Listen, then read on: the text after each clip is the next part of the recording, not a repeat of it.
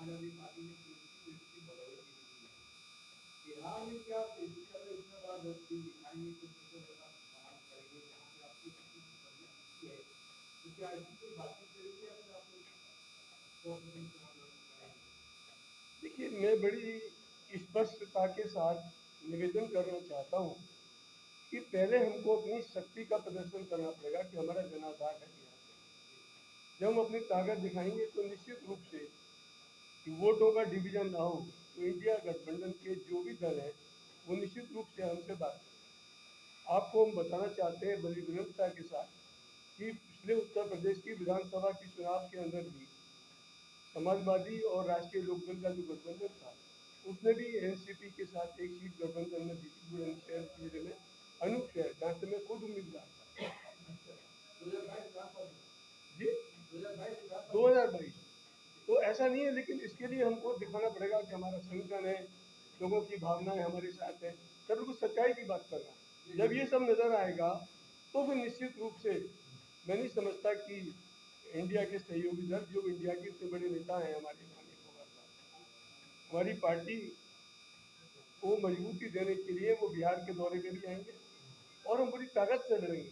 ये पूरी ताकत से लड़ेंगे तो निश्चित रूप से कुछ ना कुछ तो एडजस्टमेंट होगा एक वोटों को रोकने के लिए, क्योंकि हम ये चाहते हैं कि आने वाले समय में इंडिया गठबंधन की सरकार बिहार प्रदेश में हो। लेकिन हम ये भी चाहेंगे कि राष्ट्रवादी कांग्रेस पार्टी शरद चंद्र पवार भी अपना वजूद बरकरार रखे। ये पार्टी के राष्ट्रीय महासचिव होने के नाते एक सवाल ये है कि जो अभी आपको चुनावी छाप मिला हुआ है जो एनसीपी के जरिए, भरेंगे कब्जा कब होगा, क्योंकि लोकसभा चुनाव में तो आप लोगों ने अपनी ताकत दिखाई है देखिए, अपने युवा को आपने बहुत अच्छा प्रश्न किया जी मेरे प्यारे भाई। सवाल घड़ी पे कब्जा करने का या सुपारी पे कब्जा करने का नहीं जी है, सवाल है दिलों पे कब्जा करने का जी कि हम किस तरीके से बिहार की जनता के दिलों पे कब्जा करते हैं। और आपने देखा कि महाराष्ट्र की महान जनता ने, महाराष्ट्र के महान मतदाताओं ने एक रातों रात नया चिन्ह आया सुतारी, और उस पर 10 में लड़े और 8 सीटों पे जिता दिया और एक भी कंफ्यूजन में रह गई, क्योंकि दूसरा भी एक वो सुरई वैसा आ गया था, जी जी वो ले गया 50,000 वोट और 30,000 पे आ गए।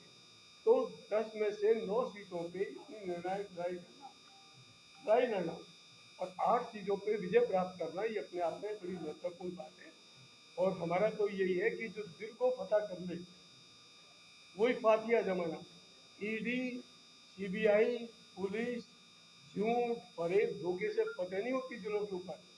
दिल की फतेह लोगों की सेवा, प्यार, मोहब्बत से होती है, और वो हम करने के लिए पूरे देश के अंदर हम घूम रहे हैं। और बिहार की महान राजधानी पटना, जिसने आदिकाल से एक रास्ता दिखाया भारत की राजनीति को, उसकी धरती पर हम आपका सहयोग मांगने के लिए आपके बीच में आए।